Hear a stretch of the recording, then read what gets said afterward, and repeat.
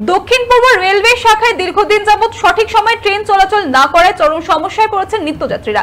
বারবার সেই সমস্যার কথা বিভিন্ন মাধ্যম থেকে জানতে পেরে সমস্যার সমাধান করতে চেষ্টা করলেন তমলুকের সাংসদ অভিজিৎ গাঙ্গুলি। এই বিষয়ে দক্ষিণ পূর্ব রেলের জিএম কে সমস্যার কথা জানিয়েছেন অভিজিৎ গাঙ্গুলি এবং জিএম কথা দিয়েছেন যে খুব শীঘ্রই এই সমস্যা সমাধানের চেষ্টা করবেন।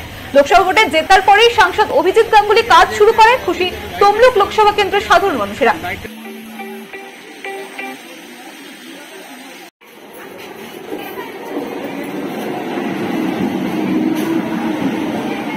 যে গত প্রায় 1.5 বছর ধরে এই সাউথ ইস্টার্ন রেলওয়ের এই সেকশানে প্রতিদিন বিভিন্ন লোকাল ট্রেন বহু লেট করছে, এমনকি মাঝে মাঝে ক্যান্সেলও হয়ে যাচ্ছে।